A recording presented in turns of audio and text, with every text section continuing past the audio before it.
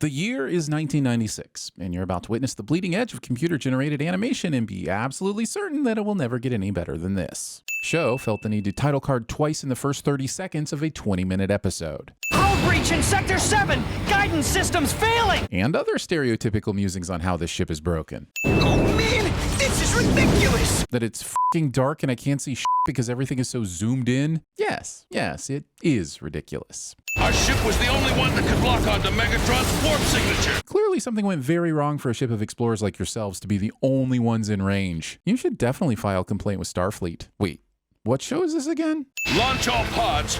Get them into safe orbit. Is spewing them out in a falling spiral considered safe? Or an orbit? Is it fair to give the show another sin for being CGI from the 90s? No. Is it warranted? Yes. These are the good guys because they landed by water, and these are the bad guys because they landed by lava. Yay, symbolism! Continued exposure to robotic forms will result in permanent damage. Then we will create alternate forms based on the most powerful local creatures. I see they're just gonna yada yada the reason why animal forms are resistant to Energon when robot forms aren't. Seems like bullshit.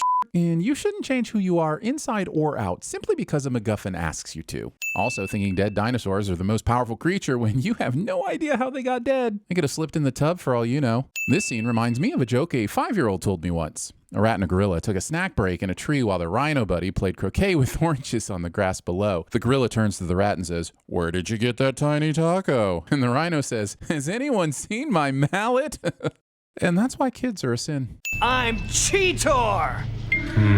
Interesting. Right there with you, Optimus. I'm not impressed either. The word is spot on smooth. Pretty sure that's more than one word, Cheetor. This is what class is all about. Thinking a kid's show about robots needed a horribly stereotyped mobster rat. Call me Rat Trap. Weird that all the beasts on this mystery planet managed to pull their names from actual animals despite no one being around to have named the actual animals. It's almost like they know exactly which planet they're on. These beast forms are to protect us from the long-term effects of the energon fields out there. Beast form should not be used as a replacement for comprehensive sex education. Our robot forms will start to short out after a few minutes exposure. This way, there's always a ticking clock in our back pocket in case the story gets stale. The Writers, 1996. You know, we were supposed to be doing deep space exploration. I, too, would rather be exploring strange new worlds. The energon fields mess up the comlinks. Is there anything the energon fields don't do?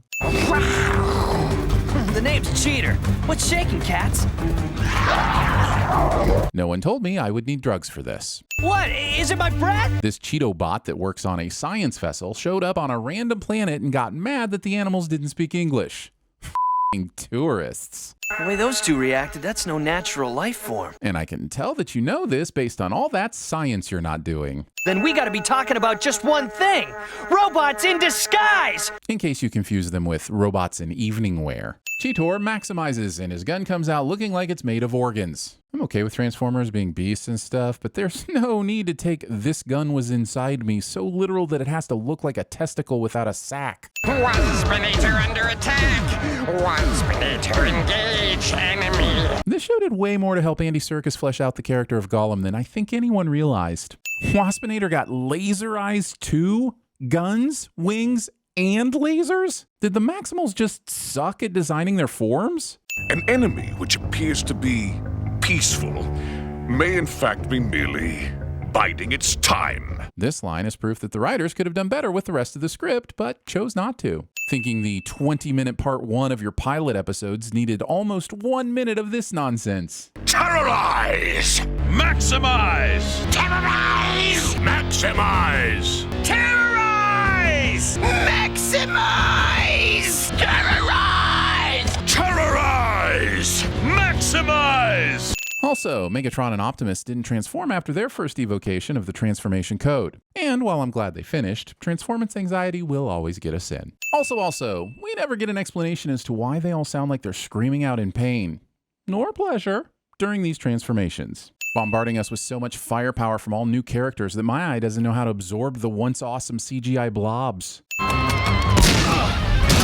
No one on production thought this bomb landing here looked more like Cheetor shot the ground, launching himself into the air like some kind of discount Wile E. Coyote. You can just kiss my skid plate, Fearless Leader. Inevitable future moment when ChatGPT tells you to place your lips on its robo-taint somehow makes it into the episode. Gluteus Maximus Prime. Show never explains how Scorponok replenishes his rockets after already firing one 2 minutes ago. Rhinox picks up Cheetor's weapon, and I just realized that he's shown no personal weaponry at all up to this point. At the start of the fight, he just stood there and then immediately took cover behind the rock. Is he actually just a glorified taxi? Stay tuned. Making me have to ask whether Marvel or Hasbro did it better.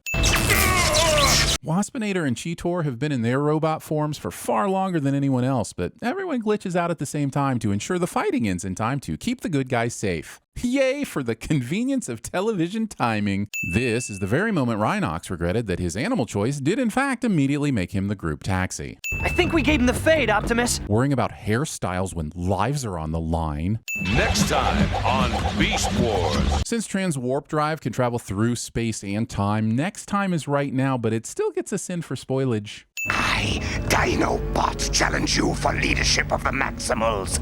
You and I, 1-on-1. Wow, this is quite different than the end of part 1 when Dinobot said, I hereby challenge you, Optimus Primal, to a 1-on-1 battle. The unexpected mulligan was fun, but still gonna cost you. This is foolish, Dinobot. We're Maximals. You are a Predacon. Well, making the protagonist of your children's show racist was certainly a choice. Like it or not, we gotta let him finish. Title of my sex tape?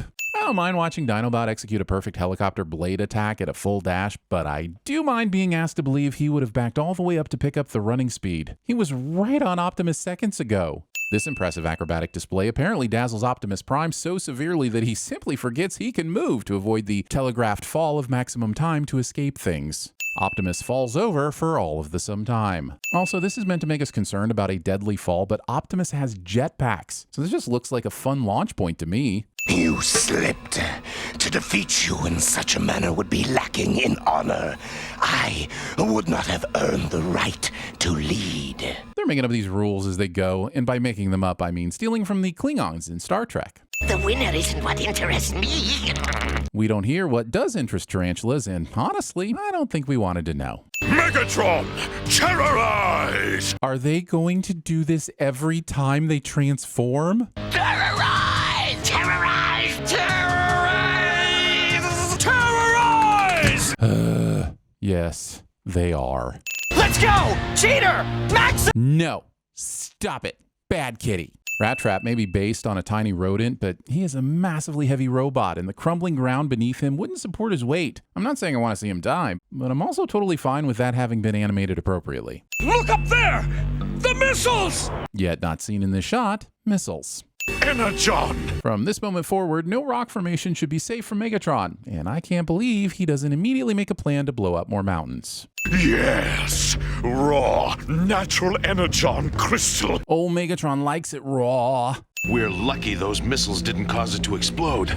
If you can call it lucky. Well, what else would you call a Rhinox? A convenient plot allowance to quickly progress the story without explanation?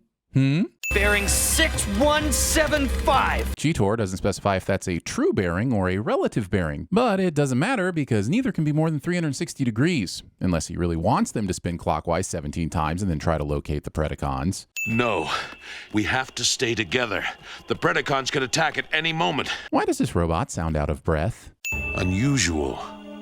Any opinions? No. Never ask anyone their opinion about hinges. It's like the gateway drug of exhausting origin conversations for fantasy lore and weather patterns. Hold your fire! We could start an avalanche! Stop shouting destructive ideas near your enemy. This odd moment when the animators missed the memo that Dinobot's lasers should stay above the group and didn't need to appear to go through Rhinox. No one is knocked entirely unconscious in this scene. It is over, Megatron! This line isn't coming out of the mouth of the character that won the battle. It is never over! Tell that to the entire group of robots in disguise that were battling a moment ago, but stop now that the main guys are wrapping up, because they're quite suddenly very done with combat. If I must die, I shall take you with me! Megatron clearly won the fight. Optimus is unable to walk and an easy target, so how does Megatron not only think he's lost, but also transform and risk his own life? Did the animator shift direction creatively and forget to send the voice actors a couple of pickups?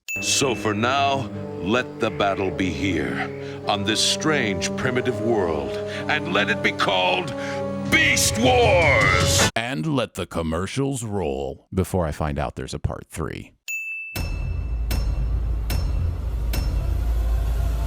I hear you're quite an animal. Look who's talking. I'm good enough, I'm smart enough, and doggone it, people like me. I like you, pussycat. Ow, ow, ow, ow! You shall not pass! If you guys aren't doing anything, Help me out here. Attention, Maximals. My name is Dinobot. Energon, yes. How do you think I got rich? I invented weapons. Please, I don't want to die. You're not gonna die! Sarah, I got you, just reach up! Look at you. You're thick as heck. Rolling, rolling, rolling. Keep them doggies rolling. Man, my ass is swollen. Right. there may be other surprises on this planet. There are.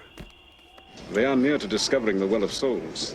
How's about I cut Mises to pieces? How about no, you crazy Dutch bastard?